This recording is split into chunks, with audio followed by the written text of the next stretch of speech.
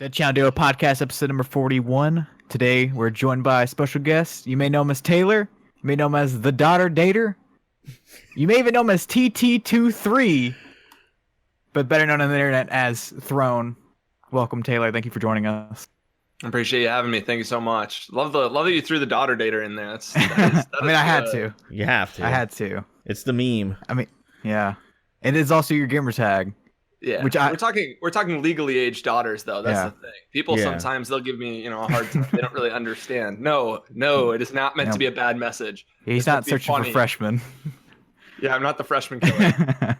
Not anymore, at least. Ooh. Easy. Do you know what you're currently ranked on Madden? I checked the other day. It was like 70 something. Super hot. Yeah, I took about 70. 4 or 5 days off recently. And honestly, those leaderboards are just, who has the most wins. It's not like best record or anything, but especially early, I put in a lot of time. But yeah, I play Madden a lot. It's kind of what I do for a job. So quite a bit. You run hot route tips. So yeah, that is the name of that is the website, hotroute.tips. It's a membership website that helps people get better at Madden. Essentially, an ebook website. It's not it kind of has bad connotation though. But yeah, sells full schemes from professional Madden players. So if anybody needs to get good at Madden, I remember, I have I'm not a celebrity, but endorsement. Back in like 17, whenever you first started doing YouTube, I took your 49er scheme, and it actually really helped. Really? Yeah, that's a throwback video. Like, that is like back when Chip Kelly coached the 49ers, when he was still in the NFL. 'Cause the year before was the Eagles playbook, where I just ran triple option. That's all I did. It was awesome. They took the next year, Chip Kelly got fired, so that playbook was gone. Mm-hmm. It was the Jim Tom Sewell playbook after that. Yeah, it was actually an alternate playbook, and it still is in the game. But triple option just got removed this year. It's killed now, so the best play out of it is gone. No, that play was so glitchy. I missed triple option, but sad. But that is a throwback. That is TT23 days right there. Throwback, and then you had the game against Young Kiv running that same offense. Yep. And everyone was like, what is this? Like, every pro player is like, what is going on right now? Taylor just throwing this wacky offense out.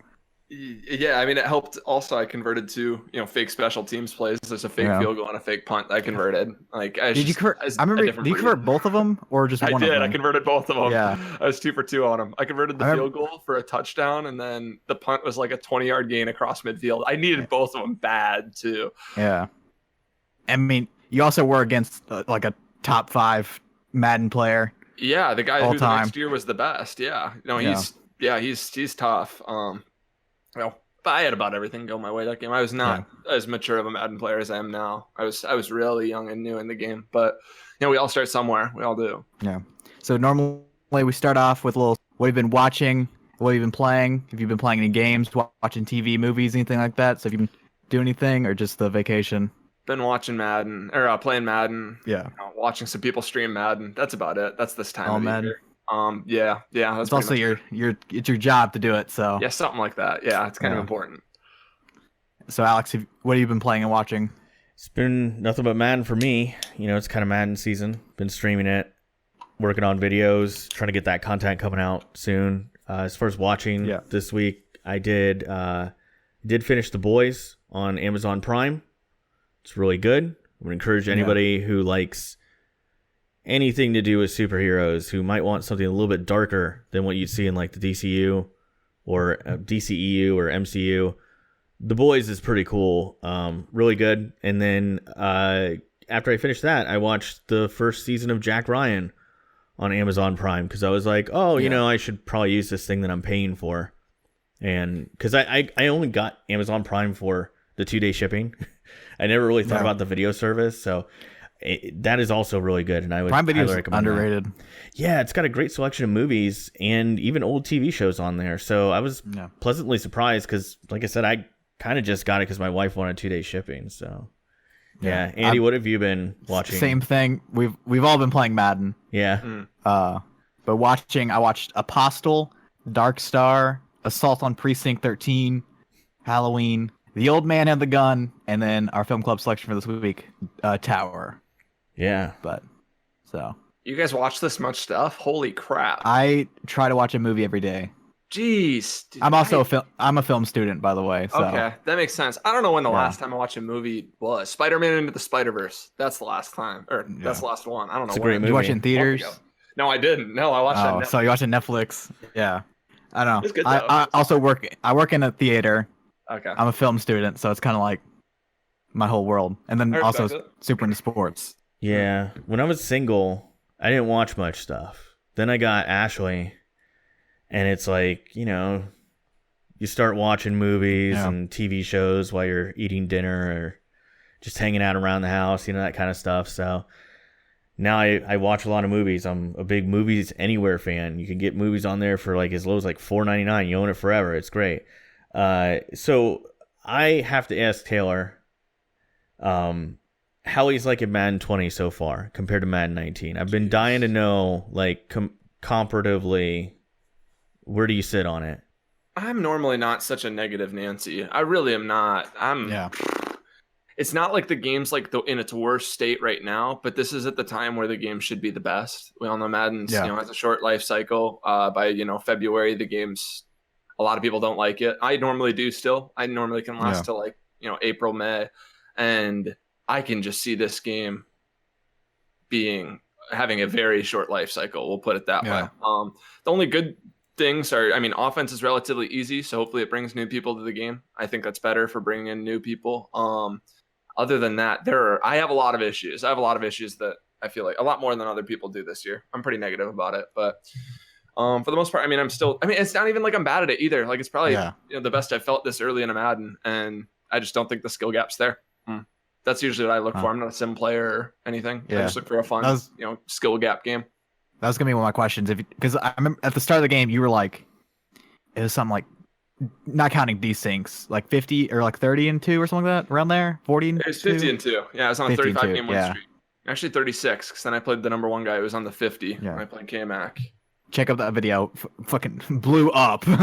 It's a post commentary too. It's a fake live commentary. Oh, it did. I can't believe it. I remember I think the first time you tried that, and I was like, you can't really tell, but it's like, it's so weird, like knowing it's a post com, but like a fake live. But yeah, it's a great video. I've told a couple people, and they've been like, they were like mostly YouTubers who like noticed like a couple things that they were like, where I was like, you can't really do that during live com, like a shotgun a Mountain Dew during the video. Like some weird stuff. But I never ever fake live com like that. It was just such a good game. I was like, dude, this needs to go up. And I hate post commentaries. I think post commentary Madden is like, if I had to do a content cop on anything in the community, that's what I'd do. I hate post commentary Madden gameplays. So I'm playing a lot. So I just kind of like, a lot of people that listen are not advanced Madden players like yourself. When you say there's no skill gap, could you expand on that? And just like, to an idiot when it comes to Madden, to somebody who knows nothing about Madden, what do you mean by there's no skill gap? I think this is, so basically I think, someone could pick up the game and, in a very short period of time, beat someone, who's put in a lot of time like me, off of not necessarily being a better player. The run game's really powerful. That's okay. Doesn't really bother me. I like having, I think run defense is part of Madden. You need to be good on, against the run. It's not necessarily skillful to run the ball. It's a little bit lucky, but at the end of the day, like, you need to have run defense. That's part of skill gap. Yeah. But with the way users are, I'm personally not a fan. I think they tuned them down way too much. Thought they needed to be tuned down. People, jumping way up in the air to get these crazy animations. It's okay for them to tune down. I thought they were trying to encourage skill gap in that manner, but instead you can throw right at people. You can be blind and get away with it. And then fumbles are a huge issue. Your CPU can hit stick with, the coach. Doesn't matter. You can have 0 hit power. He'll force a fumble on Marcus Allen. So, there are games I've fumbled 4 times, and there are games where I've, made my opponent fumble 4 times. Those aren't fair games. Like, just a lot of things that are issues right now to me. But, it's still early too. We might figure things out. And then there's like that 30-day patch that they usually go for, where they do usually try to, increase skill gap because, people have the game and, they try to make it like less casual. They do it every year. Hopefully we'll see some good things there. I'm not a huge patch guy, but we'll see. But basically it just means, I feel like the difference between like top players and, average players is much lower this year, in my opinion, than the past 2 years. Is competitive best of one, like knockout? It is, for the most part it is. It usually is. Yeah. Sometimes, the upcoming tournament in Dallas is double elimination, so you get two shots. I feel like there's a lot of players, but I feel like a best of 3 would be better, like especially the later rounds or like the final. Whenever people play for money, they play best of 3. If they ever play for money, those are individuals, not sanctioned tournaments run by EA. But those are always single limb. I think they want to keep like the vibe of football, like it's one game. Anything can happen in a game of football. I understand that, but when people play for money, they want 2 of 3 because anything can happen in a game of Madden. Yeah. I appreciate you expanding on that though, because like I kind of found the same 2 issues in the game. Like I appreciate that, like most people use a linebacker. Some people do a safety, right? But like I've always been, I'll usually 90% of the time use a middle linebacker. I want to cover the middle of the field because that's the area where I feel like I can make the most impact. And I'm not saying that I want guys with rocket boots like last year, because last year it was kind of ridiculous. Like it would suck you into an animation even if you were out of position. But I almost feel like it's kind of an overreaction this year. I've seen some things where like you're in position, the linebacker reaches over this shoulder instead of this shoulder, right? And then so often. And then the fumbles, it's like, they are really frequent. And like when I'm playing, it doesn't even matter who it is. It can be anybody. I could be the one hit sticking. I could force a fumble in Madden 20. Like I weigh 180 pounds. I shouldn't be forcing a fumble on Marcus Allen. I probably could. It's crazy. Like there's certain things you can do to to go away. You can use someone from a safety position, get better animations, or you can cover the ball more, go down, not take hit sticks. But there's a certain point where, like, I don't know, it's just excessive. And I don't know. There are things I'm really frustrated with. But for the most part, like, it's not like it's a bad game. It feels good. When you pick it up, at least this year feels good. It's not like 19. 19 felt like you were running on ice. It's terrible for a casual gamer.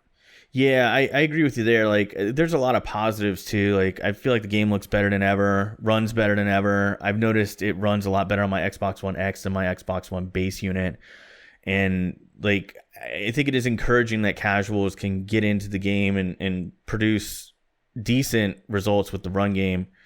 But as much as I've always championed, like, hey, let's give casual fans a way to get into Madden, like, I still want that skill gap to be there. Even though I know I'm never going to be that guy going to a Madden tournament. So, like... No, I totally agree with you, though. Like, it is a fine balance between, trying to get more people to play. And, I obviously want the game to be as favored to me as possible. And to, the core community, people who've put a lot of hours into it. But, at the end of the day, like, they produce the game. We're going to play whatever they put out. It's kind of a bad outlook, but that's kind of what I think. I'm not going to sit here and whine about it way too much. I'm just frustrated this early. It's never been this bad this early. I'm just scared. Yeah, I totally get that. So one thing I wanted to ask you, Taylor, and then I'll let Andy take over for a while here, is like, if you were talking to somebody who knew nothing about Madden, they're a casual player, what would you give them? Because there isn't really anything in the game right now that somebody could pick up, go through, and be like, okay, this is why I should play this defense. This is why I should run the ball versus pass the ball. These are good adjustments to make at the line, offensively, defensively. So for a new player coming into Madden, like, what would you suggest for them as a roadmap to get better? It's so hard. It's so hard. I've tried to teach like my brothers and stuff, and I just forget how little people know about a game like that. Like where I'm, we can do quick adjustments, without even thinking about it, even though they changed those this year. Yeah, another complaint. Jeez. It's hard for me, man. The muscle memory is all off for me still. I can't get off it. I can't. People are like, it'll take a day. No, I'm still run committing sometimes. Like I'm still, trying to shift my linebackers. It doesn't shift. It's on the D-pad now. I did it for 10 months last year. By the way, huge shout out to his ebook last year, guys. So like if you're not on hotroute.tips already, check it out. Throne sent me his Jacksonville D ebook last year. Immediately made me a better player. I was picking up 4 more wins on average in weekend league, and I wasn't even able to do all the crazy stuff he does, but like just implementing about half of it made me a much better player. But continue, Taylor. Yeah, well, I mean, it's just crazy. They don't. It's almost disrespectful to their core community. They don't have an option for for a different controller layout at that point. But anyway, back to the original question. What would I say? In my opinion, you don't get better at Madden without throwing the ball. Just sounds crazy. I think that's the best thing you can learn to do, and the way you do it is call more pass plays, try to throw the ball more. I can put you in certain formations that are better. I don't want people to try to throw the ball out of I form close or something like that, but But try to throw the ball and then use a middle linebacker. Don't ever use your D lineman. That's just gonna, it's gonna stunt your growth as a Madden player. If you're gonna suck at it, like you're gonna be terrible. First reaction, always use your defensive end. But no, use your linebacker. Try to cover as much as you can, and go from there. You can definitely take from both sides too, where you almost learn to bait routes from like how you play offense. That's what I'd say. Pretty simple, but. So would you recommend they just jump into online, play with people, and like kind of take your lumps that way? Or I wish I could say yes. I don't think Madden's a game where you can. I feel like Call of Duty or Fortnite or something like that, you can hop on and just get crapped on for how many months and it's fine. I think Madden, it's really discouraging to people. It's also scary to go play online. Play as many games against the computer as you can. At that point, it should still be fun if the computer's challenging you. But until you're consistently beating them, then you need to get onto online. You need to. Speaking of the computer, I know it happens to me where playing in CPU is like actually super boring, and I can't do it. Like even solos are the most boring thing. And you're the best Madden player I know by like a mile. So yeah, CPU must be extremely boring for you. I mean, I grinded solos one day. I think 8 hours to get that Torrey Holt to level 50, and that was tough. That was, it was tough. I do not play solos. I try not to, but occasionally I can enjoy playing the game more leisurely rather than competitively. I'm not always like I want to be sweating, but that is what I like to do. It's kind of replace that competitive urge in my life that I don't have anymore. That's where Madden came in. So, all right, Taylor, who is the guy? Like, if you had to recommend one card to anybody, who is the guy? Depends who. Depends who I'm recommending it to. Right now, it's Marcus Allen. I don't think it's even close. The things I've seen Marcus Allen do on a football field this year, crazy. He's the first guy. I don't know. For me, I have Allen. I wouldn't take Allen number one on my team, but I'd recommend him to anybody. For me, I need wide receivers. You can get route specialists and have different routes. So I have Torrey Holt and Marvin Harrison. I can put like posts and corners on them. So they can have corners and posts from any spot. It's awesome. But I like both of them. They've both been really good to me. And then defensively, if you can like upgrade, I have the 92 Vaughn all the way upgraded. Yeah. The one from that you get from the trophies. Yeah. And I put an ability on him for pass rush, and the dude is just a dog. Like, I don't even have to play defense. He'll get a sack for me. It's crazy. So, those are the guys. Marcus Allen, for anybody, is the number one. Yeah. And then, anybody you can get a pass rush ability, Reggie White, Michael Strahan, Von Miller on defense. And now you got the souped up team. But would you know a cheaper, like, let's say, like, I guess you might know off the top of your head, but like Philip Lindsay. I think so. Yeah, that'd probably be my move. I think he has a surprising high carry. He does. He's a really good carry. He's not a Tariq Cohen. He's not going to cough the ball up for you like Cohen would. And Nick Chubb's really good too for same price range. If you're looking for more of a power back at that same spot, Nick Chubb's really good. Make sure you go to your lineup screen, activate that ability that he has though that helps his trucks and stiff arms, because that dude's crazy when he's activated for a cheap card. He's really crazy. I know I'm suggesting running backs, but everyone needs a running back at some point. Those are a few good ones to have. Yeah. I mean, this year it's crucial to have a running back because the run game is really kind of it's revived. I mean, like last year, I don't know how you felt about it. Like, obviously, again, you're much better than I am, but like when I was playing weekend league last year, towards the end of the game, everybody on defense was so fast, the run game just didn't really work. Like linebackers were flying through, and like play action became pretty much useless towards the end of the year for me. And I found myself almost passing exclusively to try and win games. So this year it's kind of nice that that's back, but I kind of get the concern from a skill gap perspective though. I mean, until you play regs against Ezekiel Elliott with armbar, like in a competitive game where someone's going to run the ball 40 times you and rush for 300 yards, you can't do anything about it. It's frustrating right now. If you've ever played against armbar, have you guys played regs against armbar? Like Ezekiel Elliott has it. Jim Brown has it in Mutt now, that Twitch Prime. If you ever play against him, he's tough. And then like Le'Veon Bell, Nick Chubb, those people in regs. It's just crazy. Like there's a certain point where like these Yu-Gi-Oh abilities like don't necessarily help the game. They're a bit. I knew they'd be unbalanced, but I didn't think it'd be as crazy where pros are running the ball 40 times a game right now. But running's definitely more crucial this year, which is not a bad thing. It's part of real life football. Establishing a run game. So. Yeah. So to kind of get away from Madden, is there any other games you play, or is it just Madden? I used to play a lot of Fortnite. Used to play a lot of 2K back in the day. I haven't played in like a year though. Since our Pro-Am team split up. Get still upset that nobody plays anymore. It's so sad. Yeah, rip. And then, obviously we got Call of Duty Modern Warfare coming out in a few months. Really excited for that. Really excited. How about you guys? Alex is super into World of Warcraft. Well, I mean, the new Modern Warfare looks really good though. Yeah. Like, I skipped out on Call of Duty last year. I almost bought it, and like I had a bad taste in my mouth from Infinite Warfare when that came out. Like, I really just didn't like that game.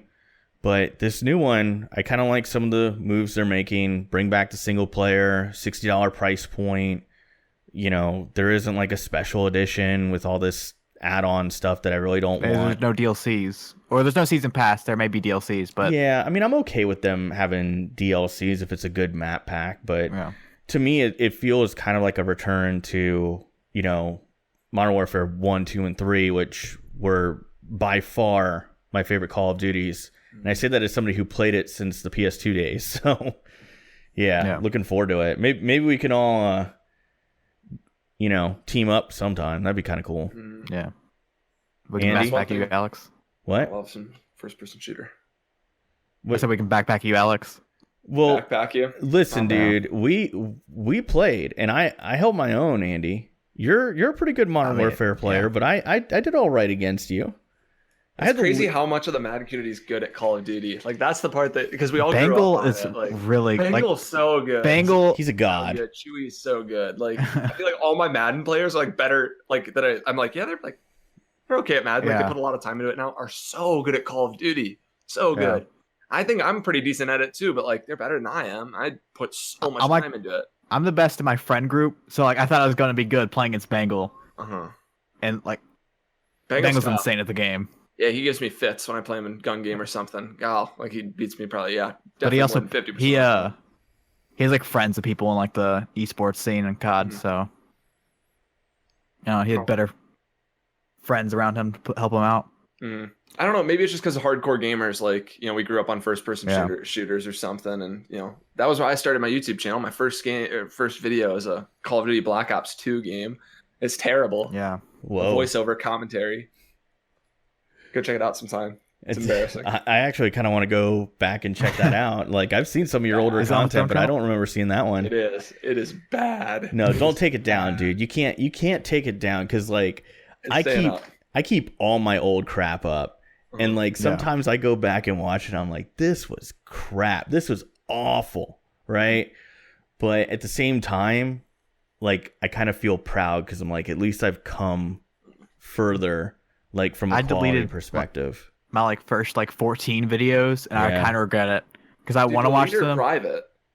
I completely deleted them. Dang. I had one channel where I privatized 300 videos, but I put them back to public. Because I'm like, I don't care. No one's going to watch them anyways. But I kind of regret, because I had a 40-minute long GTA video, and I kind of want to watch that. It was just me and my friends dicking around in GTA. But you got to keep it all up, dude. You do. I think you do. At least keep it having access to it. Yeah. I had my first I was 16, public, so I just deleted it. The rest, I just got rid of the crazy, there's just so many videos. I just privatized a lot. But I love doing it to people. Like when people be like, how do I start a YouTube channel? Where'd you start? Here's my first video. Go check it out. You're going to be terrible. Good luck. We all are. I mean, just like Madden, you just got to get slapped in the mouth several times until you get good. You really do. You really do. The worst part about YouTube, though, you don't get feedback because no one's seeing your stuff. Yeah. So, it's still even hard to get feedback, even in a situation where I am, where, I can look at my most recent video. It went crazy. It's a 200,000 view video. Yeah. It's the best Madden video I've ever had. And, all the feedback is, why is your eye so red? Your next video sucks. Madden's terrible. These guys aren't even that good. Yeah, you don't really get that much. No offense to anybody in the comment section, Dumbest Sphinx, but even on my best videos, I can't think of one comment that came through where I was like, wow, that guy has a point. I really need to improve on this. The best feedback that I've ever gotten. And I'm talking about realistic, critical feedback, not telling me what I want to hear is from other content creators. because the comments section, man, it's you do get a lot of stuff. Like, I mean, I got one where it was like, "You're bald." I was like, "Thanks." Like, I don't know what to say about that. Thanks for watching. You talk too much. Yeah, you talk too much. You talk too much for the whole video. Yeah. I do it for every time I do a setup or if I have a Madden tip video. Yeah. People always say you talk too much. I'm like, I've got every timestamp you need. Just click off the video. Like, if that's not for you, I understand. I'm gonna talk forever, but I agree though. Content creators tend to give the best, and then I think I personally think self-reflection and trying to humble yourself is the best advice that you can get on YouTube, because a lot of people still, content creators, might not necessarily tell you what you need to hear. I don't know too many that would be harsh to me if I needed it. And I can be pretty harsh on myself, so I don't know. At least that's what I've taken from it. I experience this. Like Alex can tell you, I don't think I have a good video that I've ever made. But then Alex be like, "Oh, they're all great." But no, I genuinely dislike all my videos for some reason. Yeah, I mean, I think part of that is just human nature. I think that you are your own toughest critic. Like, I go back and I look at some of my early stuff, and I'm listening to it, and I'm like, you could tell, like, right here, I just didn't know what to say, or like, oh, right here, like, I let something slip that just didn't come out right. Or like, recently I did a video and I was like, I told this joke, and like, after listening to it, I'm like, that didn't land. Like, that's not going to get over. I just put it in, then you just got to throw a meme in it. Yeah, looking at the camera or something, so people know there's like self-awareness that like it wasn't funny. Yeah, like, but, it bombed.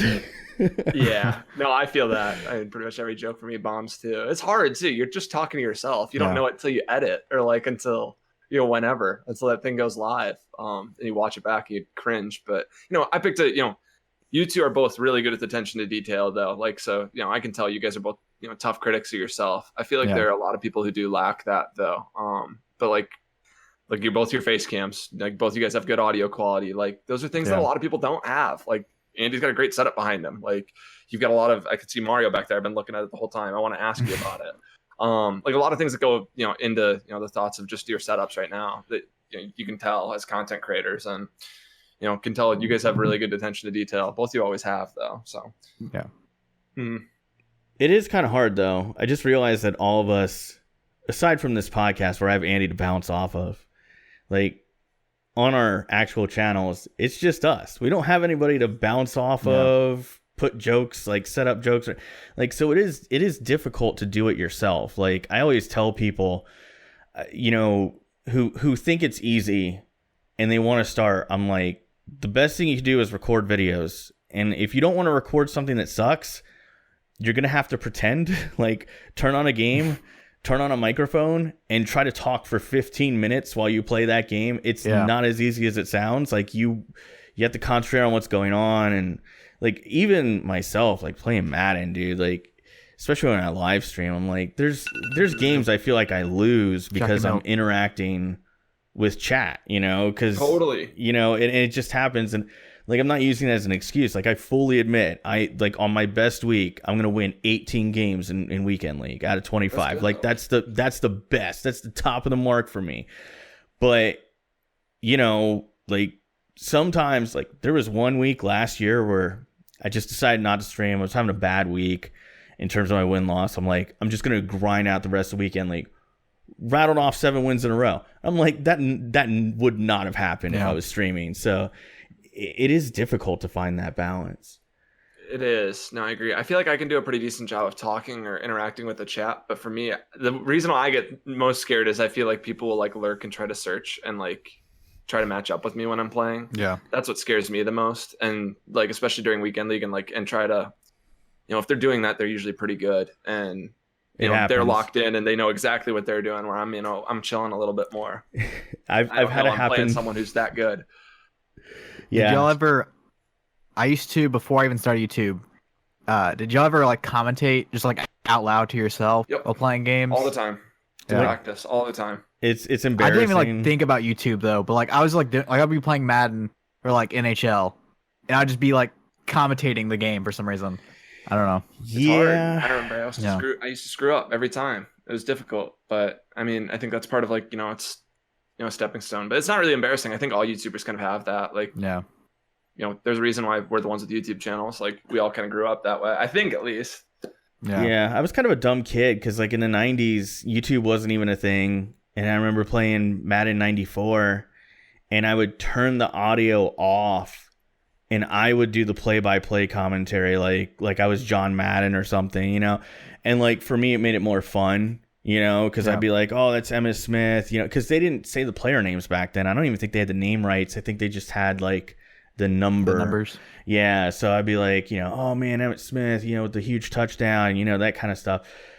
And my mom would think I was kind of crazy, but it made it more fun for me. Same thing with baseball games. Like back then, baseball games didn't even have commentary. It was just like the game with some sound like RBI effects. or like Ken Griffey. I think if Ken Griffey immediately didn't have commentary, you could hear the announcer. That'd be it. RBI Baseball 3 was the first one I played on Sega Genesis, but yeah, man. And then like I just have to go back to what Taylor said about people trying to match up with you in Weekend League, because that's happened to me twice. I've had people in the chat, like, they time it's probably it. been more.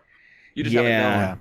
And like they'll be in the chat and they're like, you're facing me, and I'm like, oh no, this guy's been watching me for 2 hours. He knows all the plays I'm gonna call. Like, he knows exactly what my scheme is. He knows I'm gonna call cover 2. He knows I'm gonna be running out of this formation, and and one time I beat the guy, and then the other time I held my own, and then in the fourth quarter it just ran away from me. No. So it is always a concern. Another thing too is sometimes people will see the gamer tag. I've noticed, certainly not for me, that like high profile guy, like I'm on the lower end, but even then they'll see my gamer tag and they'll like pop up and stream, hey, I'm playing you right now, and I'm like, I've never even seen this person before. This is their Super Bowl. They are going to chew clock from the first quarter. That's why I'll never play on my gamer tag. I'll always play on a lurk gamer tag. Daughter dater. Daughter dater. Yeah. Is it daughter dater? But like I'll never, and then every message, like I could beat someone by 2 possessions or 3 possessions, and it'd still be like, I didn't think you were like, I thought you were a lot better than that throne. Like, dude, I'm chilling. Like you want me to lock in? Like, it's gonna be different. Like Bengal on MLB it's like, I think it was 2 MLBs ago. Literally every game he got a message after the game. Doesn't surprise me. Yeah, no, it's almost every game. Like when I've even when I used to play on TT23, when I had a tiny YouTube channel, it used to be almost every game. I think it's because it's like, skill-based matchmaking, so you're matching up with more core community people and more people that are into YouTube, and will recognize that type of stuff. And those people aren't polite after those games. It just stressed me. So I just play on. But no one says nothing if you beat them. No, they don't even have a clue. Yeah. Most of the time. If they do, they know me from Twitter, and they at least know they know me a little bit better. And they'll be nicer usually. But I've been recognized a few times on Daughter Dater. That's been fun. I think that's my favorite. I've had a couple people be nice. Like, I got to give people credit where credit's due. Like, I've had some people, like, there was one guy last year. He's like, dude, you played a really good game. I thought I was going to be able to beat you, but I didn't. But I really love your channel, man. And I'm like, dude, thanks. You just made my day. Like, because usually I get the ones where it's like, your channel sucks, die. Like that kind of thing on Xbox Live. So, speaking of controversial stuff, and Throne, you don't have to answer this if you don't want to, but I've always wanted to ask you, the thing with Siwoo, are you guys cool now? It seems like you are, right? But like sometimes when I see the cool tweet, for a long time. Yeah, because like I feel like at first it was like this. No, I hated him. And yeah, the thing is, like in the beginning, I think I didn't really know him, and I think it's this is where like I don't know. I don't get to talk about this very often. I don't, but we're totally cool with each other. Like it is not bad. Originally there was bad blood, but like that wasn't fake or anything. It kind of was. We like when we DM'd about setting it up, we're fine with each other. Like he's a different person, that's for sure. I don't know. I don't have a read on him at all. I don't know who Caleb Woods is, but it was like a WWE moment in the Madden community, like for everyone. Like that was fun. That was a lot of fun. The tiny little comb. That was my favorite part. The comb. I don't need the comb anymore. Yeah. We already played this year, and it did not go well for him. He told me if I upload the video that we're not friends anymore. Yeah. Do you know? He was streaming. It lasted like a quarter. Do you know who Wings of Redemption is? An old school cut. He's like the Wings of Redemption of the Madden community.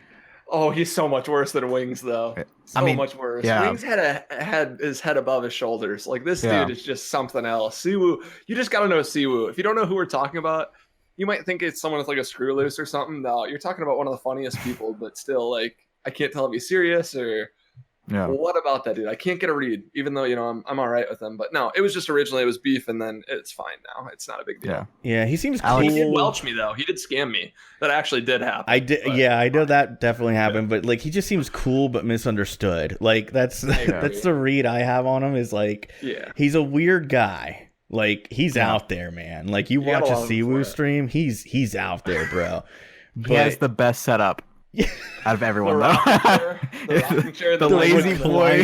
Yeah, the mic on the side of on the chair. They're like, he gave zero shits setting up his setup, but it works. In a way, that's what makes it great. Yeah. No, yeah. Worst part about that too is I got a Twitch ban for having him in my Discord during that, because you're not supposed to have people that are banned on Twitch. He's banned on Twitch for being an idiot. No. Yeah, I got a Twitch ban for like 2 weeks. It was my second strike. I didn't know so that. If I get a third one, I think that's actually like Bad News Bears. Like I think it's like not good, like a month or something. So I don't stream anyway, so it's fine. Dang, Try man. to be careful. So, speaking of YouTube, is there any non-Madden YouTube content that you're into? Oh my gosh, yeah, probably too much. I like watching some Let's Plays, like of like the Walking Dead video game or Detroit Become Human, that type of stuff. Yeah. Chris Move is my favorite YouTuber. He was the reason why I got into YouTube. You still watch him? Occasionally. It's kind of sad, he doesn't upload the same I'll type go of back stuff. and watch like the old COD videos. I do. I fall asleep to old COD videos of his all the time. I love listening to that dude talk. I seriously do. He is incredible. The things he did for his YouTube channel at the time. He had such a good brand. But yeah, he's just not the same anymore. He's way ahead of his time with like everything. He was. Yeah. Making music and putting, talk about quality over quantity. He's the exact person you wanna look towards. Dude, he'd hit you with like a song or like something like a minute long, in a random video. Dude is incredible. Loved Chris Move. I watch a lot of iDubbbz too. That's another one. That one's more of a guilty pleasure. Not too much more than that though. I don't watch tons of YouTube. It's more just scouting to see what other people are doing. I'm unfortunately hooked by YouTube like ever since I was a kid. I watch like the same like 4 channels, but I'll watch them. I'll rewatch videos like nonstop. Like who? Like there's a channel called Funhouse. They're part of like the Rooster Teeth Achievement Hunter family, and they have a 24/7 live stream of just their old videos. That's what I fall asleep to every night. Oh yeah. So it's really cool. And I watch their videos every day. Just like there's one guy that plays, most of their videos are like, it's a guy named Madden plays the game, and he has a unique talent of breaking every game he ever plays, and they just make fun of him for it. And then like David Dobrik, so everyone watches David Dobrik, I think. I don't even know who that is. Oh, that's surprising. Am I supposed to know? Oh, is that the dude who does every upload's 4 minutes 20 seconds? Yeah. Okay. Yeah. No, I know. I just don't know his name. Okay. He's like Logan Paul level like celebrity. Yeah. Yeah. No, I like his stuff from what I've seen. I'm not subbed to him or anything, but I like his content for the most part. I don't know. Alex is too old for that. I am. I guess I am. I don't know any of these people that you're really talking about other than Chris Move. I know him. I know iDubbbz. If you don't mind me asking, how old are you, Taylor? I've never known. I'm 23. Oh God, that's actually so older young. than I would think. But then again, like I knew you're a couple years older than me. Yeah. So I graduated high school class of 2014. I started my YouTube channel when I was like a junior in high school, but I didn't really get views on my YouTube channel until I was a junior in college, and then I took 5 years for college. So I'm officially graduated. I'm done, and this is my life now. Woohoo! But no, thank you. I appreciate it. I mean, enjoy it, dude. Like, because like the world is yours. Like I remember being that age. Like, you get a good job finally. Like usually around this age, you'll get the job you want. or like the job that's close to the one you want, that's like the stepping stone. Yeah. Like everything just kind of starts coming together, and you're 24, you know, like the world is yours. It's great. Enjoy it, man. Like you've earned it. You worked hard enough to get here, right? You know, it's like, God, I mean, I remember that age. It was a good age. Like even now, like 10 years later, I'm 34, and like, you know, things have gotten better. You know, you just gotta keep grinding. You know, like that's once you're done with school, it's like a lot of people think the grind is over. Like it's just starting, and like the good side of it is you'll be paid well for your grind. You know. But what's coming on your YouTube channel this year? Like, what are you excited about? What content, if you don't mind me asking, like what content's coming out that can't wait to release? I'm excited for, you know, Siwu versus Throne Part 2 or 2019/20. You know, I'm really excited for. I'm dying for that. We've got a few things. Yeah, I think we've got a few things planned that, you know, is going to be a bit more consistent, and hopefully we can still keep the same level of, you know, being competitive with each other. And that's I think we won't have an issue talking crap to each other and hating each other for an hour. That'll be okay, regardless of, you know, how often we're doing it. But I'm really excited for that. I've got to upload a lot of tips videos. Those do really well on my channel. It's not necessarily the content I like doing. It's easy, but that's how I found you way back in the day. It was, I think Madden 17. I feel like is the one I found you. Madden 17 or 18. You mean like how to become a MUT millionaire? As one of your Madden like 17 would be my first one. How I made 2 million coins in Madden 17. Yeah, for 60,000 views, and that was ever since then. I actually had viewers on YouTube channel. And the way I found you was Bengal was a huge fan of your channel. Like when he first found you, he talked to you about you. Like he's like I just love this guy's like he's like I don't normally watch Madden guys, but this guy's videos are awesome. He's always said that to me. And Bengal's, you need to know Bengal, like to know like his heart and like how he is. It's just always surprised me. He's always supported me, which you know, he can be, you know, blunt and you know, really forward he's like person. The nicest guy you can meet. Yeah, and he's always supported me. Always. He even texted me the other day. He's like, "Why haven't you uploaded in 8 days?" Dude, I'm not even in Iowa. Like, cut me some slack. He's like, "You have one video go for good views and you quit." Like, nice. But no, Bengal's great. Solid dude. Like a lot of people, I think, get caught up on like, cause you know he has a persona on Twitter. You know, like he feeds people. Like he'll call people out on their own BS and all that. But like, you know, I got to know Bengal about like 4 years ago. Yeah. And I mean, he's done a lot of nice things for me, helped me out, helped my channel out, given me guidance. You know, and like I'm proud to call him a friend, you know, and like as far as people in the Madden community go, I know we have a reputation within this community being kind of toxic, like against each other, you know, like people kind of go back.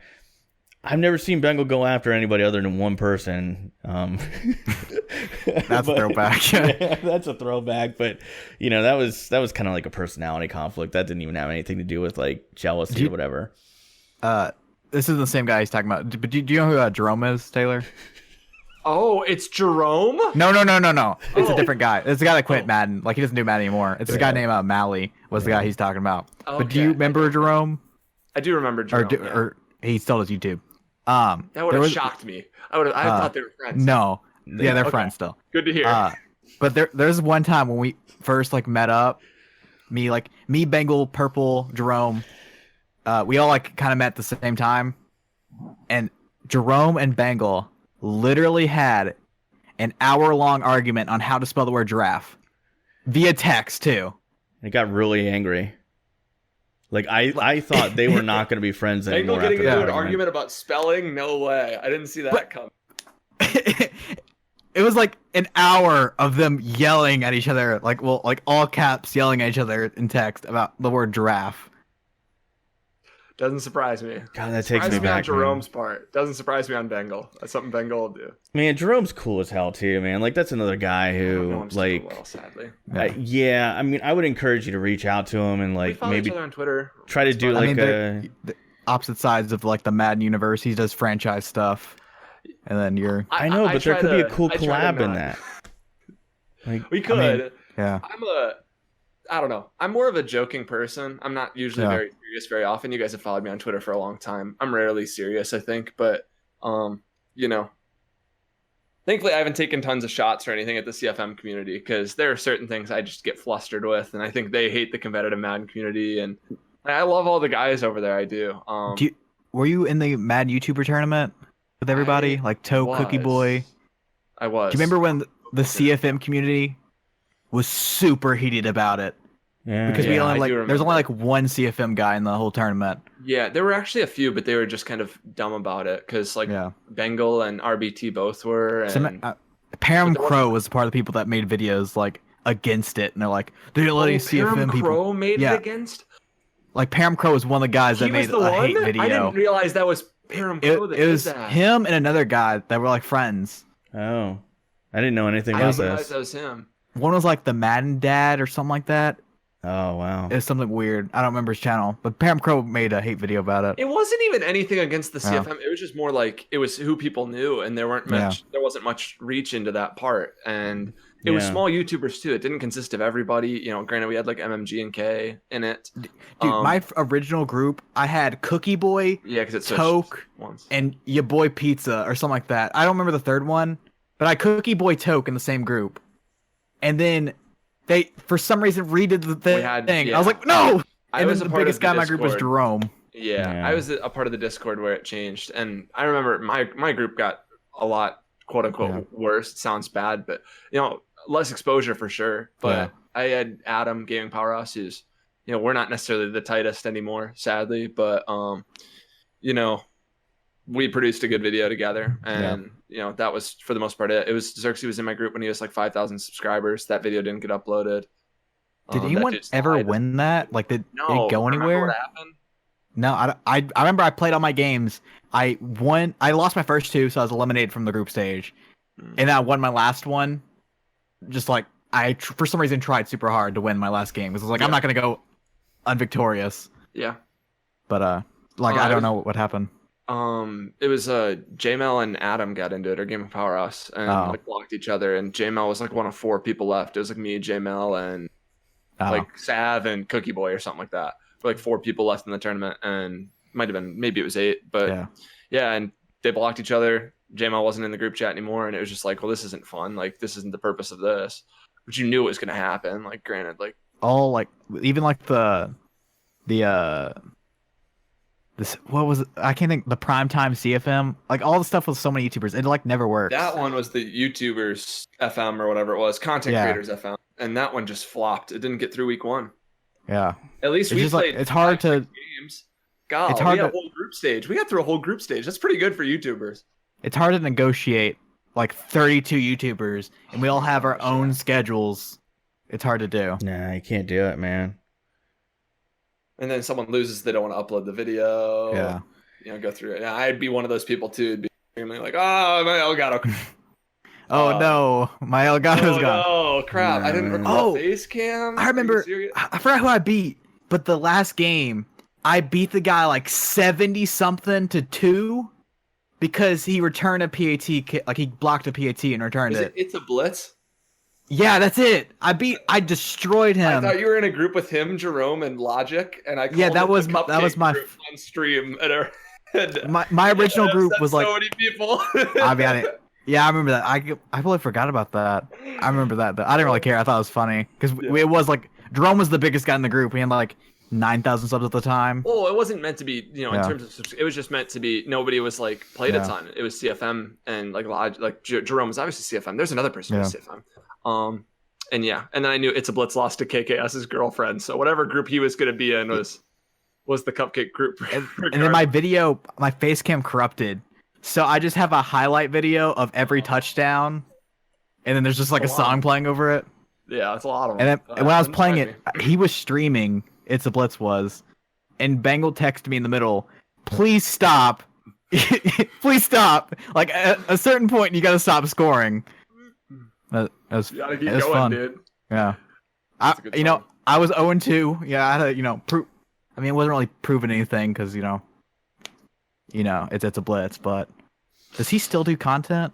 I don't think so, but he's still involved on Twitter. He said he was going to try to upload 2 times a week this year, which is like, that's Taylor's schedule also. I tried to do that too, and I'm not getting it, but he's still like in school. I think he's got to be like 14, 15. Oh, geez.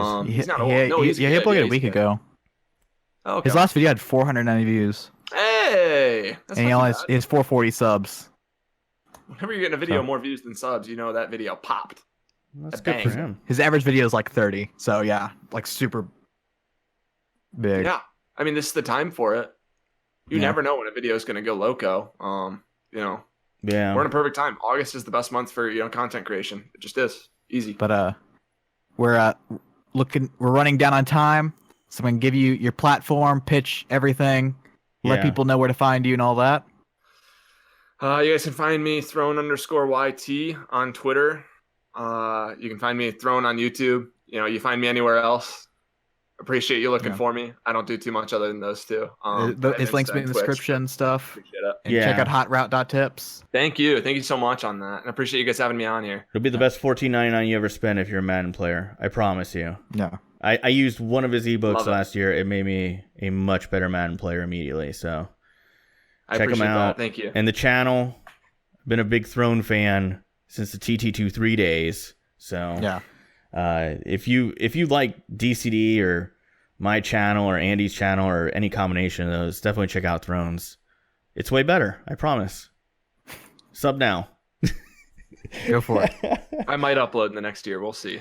Well, maybe we'll see. But we got Siwoo 2019 coming. We do, yeah. We need that. There you go. Now, there's your reason to subscribe. That's worth it. It's worth it alone, right there, man. You can, if you don't know what we're talking about, go back and watch all the Siwoo videos. There are like 5 of them. Go look. They're all they're my favorite on my channel. They're all great. Great in terms of views, but they were my best in my opinion. They are all great from start to finish. So Throne, thank you for coming on. We really appreciate it, man. We know you're busy, so we won't take any more of your time. But thanks for coming on. Everybody go check them out. So once again, thank you for Taylor. We are now going to head into Film Club. I kind of regret not saying in the beginning we'd go to this, but yeah, we're doing Film Club this week, as always. Yep. This week's is Tower from 2017, directed by Keith Maitland. And it's a combination of like live action animation to capture the events of the UT Tower shooting in 1966. Yep. Which, unfortunately, this was I don't want to say, but it's kind of perfectly selected of how the country is going on right now. There's 2 big shootings between me selecting this. Yeah. It's kind of like an oddly perfect time to watch this. Sadly, since you made the pick, because can't stress this enough. We recorded 40 on Wednesday, exactly a week ago, the 31st of July. And since then, there have been, I believe, 2 mass shootings that were very high profile in our country. And that was the first thing that came to mind when I started watching this movie, was how relevant it is that we're watching. It hit hard. It hit hard, really. Yeah.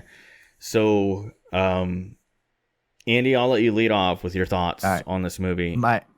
Going straight into the movie, I love that they start the movie like if you were in the actual event where like it just happens and you have to learn from something happens, you have to learn from it. Where it like starts off, she's at like it's about the pregnant girl, and she like walks out and gets shot, and then you're in the moment. It basically you go through the moment. I love the animation for like the parts that they don't have. I really like that there's actual footage of it, which I kind of like. It's like super, like it's from the 60s too. As people just like walking around with cameras that took pictures of it. But I also love that like they never made it about the shooter. Like I think they said his name once in it, and then I did some research after about the guy. But they made it completely about the victims. And, like, I'm gonna be honest, I was, like, bawling like a little baby. Like, for some reason, like, I don't think, like, if I watch this, I don't really know why. I could explain why I cried. But, like, it was just, like, it hit me hard. Yeah, I feel like, much like Fruitvale Station, this was a movie that I felt evokes emotion in anybody who watches it. And this felt very similar to me, where, like, The animation, by the way, is really great. It feels very. It's clearly hand drawn, but it feels real. If that makes sense. Like, have you ever seen a Scanner Darkly? No. Oh, it's like a similar animation style. Yeah, it like, and I really did feel like I was in the moment because of the way they start the movie. Yeah.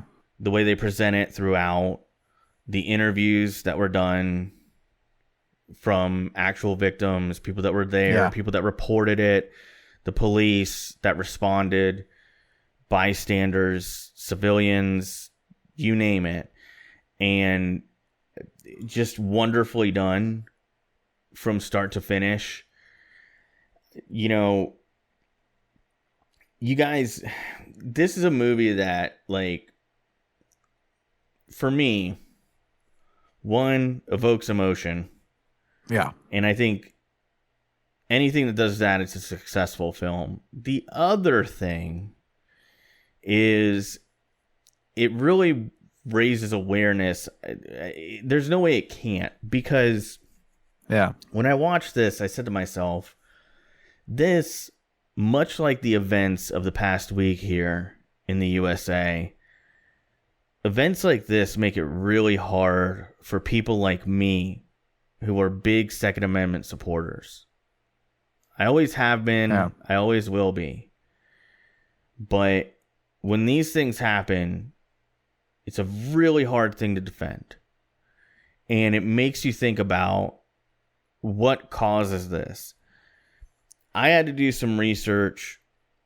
They kind of put a nice little bow on it at the end, which I appreciate, where they talk about this is a guy that had some serious mental issues. He had I did some research. He had a brain tumor. Yeah, in a weird place in his brain that caused like he like told therapists and too, like, he thought about doing this event. Yeah, and it was a time where like no one did that back then. I know there was like a school shooting super long time ago, like 1800 school shooting. There was like one, but like back then, like no one thinks of this. It never happened. Like, everyone just wrote him off. Yeah, this is a really dangerous combination. Like, you've got somebody who has military expertise, military training. He had probably the best weapons that a civilian could get. Yeah. For what he was doing, and he also murdered his wife and mom before this. Yeah, it doesn't say that in the movie, but he did that. Yeah, it's really tough, man, and like, I think it raises awareness to two issues. One, gun legislation has obviously gotten much tighter since then. I think this is one of the reasons why. Two, mental illness issues. Like, you know, I think that it's a huge issue here in America. I think there's multiple factors behind it. We could talk probably for an hour about it. Just to hit a couple of high points, I think the biggest issues that we struggle with as Americans now is, you know, the economy, I think, puts a lot of stress on people. I really do. I see so many people that I know who work 2-3 jobs, are barely scraping by. I know so many people that are just in insurmountable debt, and I think it causes depression. I think some of those people lash out. I also have a lot of concerns about, you know, some of the antidepressants that they put on people. I think there are people that have adverse reactions to it, and, you know, that can be dangerous too. This is a really good example of somebody who had a mental illness due to a tumor, and, you know, it was just kind of, I don't want to say disregarded, but, like, you know, it never really got any attention from the people that he sought help from, and it led to this. And, you know, listen, dude, I'm not here to tell you no gun control, focus only on mental illness. I'm just saying, like, my God, this movie really... And the best part about it is, I think you know, I hate to say the best part about the movie, but like the best part about this movie is I think it brings awareness to something that happened that most people that are like alive today probably don't even know about this. Yeah. It's excellent. I think I said it in a Fruitvale Session review. I believe I did, but I've said it before. I know I've said it about the movie. It's a must-watch movie in today's environment. Do you think this movie would be a must-watch, and you'd recommend for people to see it? Yeah, I think every American should watch this movie. Yeah. And I think that I say that for people that are on both sides of the gun control argument. I think everybody that listens to this podcast knows where I stand on gun control. I'm not an advocate for it, but this film really made me think about, like, maybe there are things that we can do that don't infringe on law-abiding citizens, where, like, the Brady bill would have stopped this. The Brady bill would have stopped this because he bought those guns by cashing fraudulent checks. Yeah. So I sit there and I go, if there was a waiting period, this guy probably wouldn't have been able to carry it out. Or maybe he wouldn't have carried it out at all. Maybe he would have decided not to do it. Like, it wasn't like a sudden decision. He talked to people about that he wants to do this, or had the urge to hurt people for some reason. Yeah, you're probably right there. I sit there and I think about the Brady bill and I go, well, the guy kills his wife, kills his mom, and then the next morning cashes a bunch of fraudulent checks, goes and buys the stuff, and then carries out the act. I don't know, man. But then again, it's tough because you sit there and you go, well, you know, if it wasn't a gun, it could have been a bomb. It could have been this thing, that thing, the other. I don't know what the answers are. And I think that's really what I came across. Like, that's what I came away with was, like, you know, the one thing, there were a couple things at the end that were really powerful to me. Like, one, the guy who worked for the news station who, and they played a clip of it, where, like, he knew that the semi-retired newscaster's grandson had been killed. Like, that was a powerful moment. And then the other one was where the guy who carried the pregnant woman, I believe it was him, who talked about the quote that was on the library, "The truth shall set you free," and, like, monsters walk amongst us, and they do. That's it. Yeah, like, that really hit me hard too, because I'm like, at the end of the day, we need to realize that this is a person that, like, was willing to do unspeakable things. Yeah. And it's tragic, dude. It's tragic. Talk about the political side of this. You may not be a fan of him. The listeners may not be a fan of him, but Bernie Sanders was on Joe Rogan podcast recently. Oh yeah, I saw that. Yeah, and he put it the best way is there is no magical word that can fix this on either side. Like, it's super complicated. There's like no real way. There is a way to fix it. I'm sure. Hopefully they find a way. But there's no magical way to stop people from committing unspeakable event like stuff. Yeah. No. There isn't. Like, I mean, like, there's just too one thing many... I could think of is maybe like I thought about this when I was listening to the Bernie thing. What if to own a gun, you had to take, like, monthly, like, psychiatric or, like, therapists, like, sittings to check in on mental health? Yeah. Or, like, I feel like a better education system as a whole.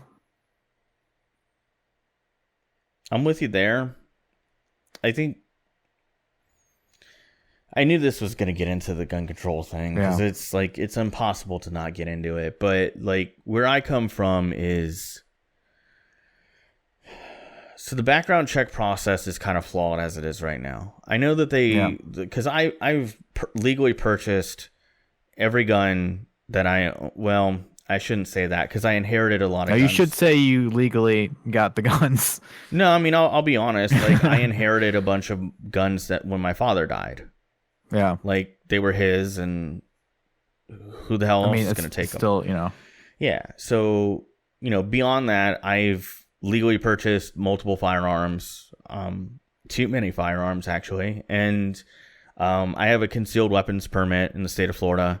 Yeah. And part of the process for that was going through, honestly, the most rigorous background check I've ever gone through in my life. It checks everything. Like they know everything about you. But it doesn't update, you submit though. to, well, does it update?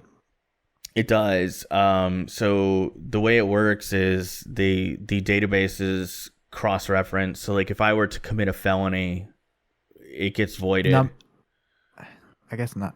I feel like the psychiatric check, maybe even like once a year. It's really hard to do that though. Yeah, but there's a lot of people that own guns. There's more guns in this country than there are people. You're right.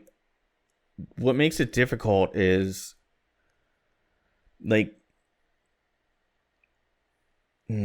so gun control people have always wanted universal background checks, and like personally I don't care if they do it. I get the counter argument, which is it would create a database of gun owners, which theoretically could be used for going door to door and disarming Americans. Yeah. Here's what I'm going to say on that. You don't think the military can figure out who has guns and who doesn't? I mean, you could take, all kinds of data from people and figure that out. Yeah. So, like, come on. Like, I get the counter argument. But as someone who has gone through a background check on every firearm I've ever purchased, even at a gun show, when I sold guns, when I bought guns, background checks were done. So, I think it's important to be a responsible gun owner. I think it's also important to look at measures that make sense and take them under consideration, and then the ones that don't make sense, fight against those. So this movie, I think, brings a lot of awareness to both issues regarding gun legislation and mental illness. Overall, getting back to the movie, go ahead. I was going to talk about its accolades and stuff. It has a 99% Rotten Tomatoes. Wow. And it also has nominated for... I just had it when I scroll away from it. Nominated for 27, and it has won 18 awards. It's good, man. Animation's solid. And surprisingly, it was released in the UK. That surprises me. I think everybody should watch this movie, though. Yeah. I really do. And you know what? The best part about it is it doesn't tell you what to think. I was expecting to be hit over the head with a gun control issue thing. Or, all they really talked about was this guy needed help and he didn't get it. And they didn't even hit me over the head with that either. Like, it's literally... all about the victims. It's literally a documentary, and it's done in the most tasteful way possible that you can do for a tragedy. Parts of it made me happy because you see the good that came out of some people that day. The things that some people did were truly heroic, and like that gave me hope on the backside of a tragedy. And I think that's important to take away too, is when there are tragedies, you oftentimes see all these people who do rise to the occasion. Yeah. Sometimes they just come out of the woodwork, and they just come out of nowhere, and you're like, who are these people who are sacrificing themselves or whatever? It was really that was positive. on something that was obviously overall negative. Animation was great. Unbelievably good animation. Fantastic. The amount of information that they compiled, the interviews that they did, I feel like they got in a very short time too. Yeah, I feel like every single relevant person that they could find was part of the process. They had all the major players. They even got interviews from people that had sadly passed away since this event. Audio and the score was outstanding. Great message, great movie. Before we get into our ratings, actually, I DM'd Dumb Sphinx and got his opinion. I'm gonna read it on the show. Let's do it. Dumb Sphinx says, "I really liked how they went with animating along with showing some of the people and a little bit of footage. Most documentaries about older events show the same clips over and over again. This never got stale. I like how they barely acknowledge the shooter. I don't even know if they said his name. Seeing a bunch of different stories from a bunch of different victims was what really made this great. 8 out of 10. Quote by Dumb Sphinx." I mean, kind of stole the words out of my mouth. Yeah. So I can't disagree with a single thing he put there. I think that we probably both agree with it. And he actually, I feel like I'm ripping him off. I gave this movie an 8 out of 10. Like, I love it. It's great. So, Alex. Sphinx, me, you, and IMDb have this an 8. IMDb has a perfect 8, 8.0. It's good. Yeah. I feel like it's an 8, It's one of the best documentaries I've ever watched. Yeah. Period. It's the only reason it's not a 10 out of 10 in my mind is just because, like, my 10 and 10s is movies that hold a special place. But if I rated it purely off of like telling a story, I think it is a complete masterpiece of telling it. It definitely is a masterpiece. I totally agree with you there. So, if you didn't watch it, please check it out. Watch it. It's worth watching. Once again, before we end the podcast, please check out Taylor's stuff. Yeah, definitely check out Taylor's stuff. So, my pick for next week is a movie that I've seen a billion times. And I completely forgot we had to do that. Well, yeah, we got to do that, and we got to do a little bit of wrap up here. So, my movie is it's a movie that is really near and dear to my heart. Right. I've watched it a billion times. That seems to be most of your movies. Well, not necessarily, but this one is one that, like, I feel like it was a big part of what made me the person I am today. Yeah, and that's Fight Club from 1999. All right. So, that's my pick for next week. Never seen it. No. You have to be lying. I'm not. No, that's a lie. Here we go. I grabbed it. I'm not lying. I haven't seen it, but I do own this Blu-ray of it. So. Okay, so you own the Blu-ray, but you've never seen it. It may still be in a plastic wrap. No, I haven't plastic wrapped it. Well. Yeah, I've never seen it. There you go. I know the spoiler and everything. Well, that kind of screws it up, but yeah, second time you've picked a movie that, but it's not. I know the ending to everything, so yeah. Well, that's the pick for next week. Real quick wrap up. You go to first off, want to give our patrons on Patreon a huge thank you for the Andy tier, which is $5 a month. We got Daniel and Bobby. And gold tier, we got Jared. We need to reach out to Jared, figure out what he wants to play with us on a stream. So he's going to get that perk. And then also, quick update on, I did a Patreon post, but I wanted to put it in the podcast just in case. So part of the $5 tier is you get a decal from us. I had a hard time finding a vendor. I thought I had one lined up who was like a friend of a friend. It just didn't work out. Yeah. No hard feelings or anything, but just didn't work out. The guy just couldn't do it. So I did find a vendor The decals are supposed to be weatherproof, scratch-proof, die-cut decals. They are 6 inches by 3 and some change. And they look really good on the proof that they sent over to me this week. I should be getting those actually August 10th. So by the time this goes up, they'll be available. And I promise I will get those mailed out to you guys Monday afternoon. So please make sure if you're on Patreon and you're on that $5 tier or higher, please make sure you have your address in there so I can mail you your decal. And I'll also send you guys a thank you as well.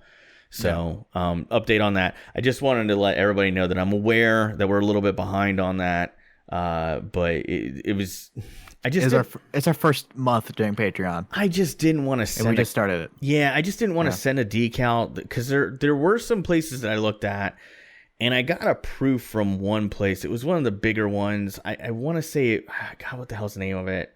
It's one of those big printing websites, and I could not tell you. And I looked. It might have been Vistaprint, and I know that one. Yeah, I looked at it and I was like, that decal looks like crap. It looks like it's just going to wear off in no time. And I wanted to get something that, like, if you want to put it on your car, you put it on your car. You want to put it on your fridge, like I do with decals, you put it on your fridge. You want to put it on a laptop, you put it on a laptop, and it'll hold up and it'll last. So those are coming, I promise.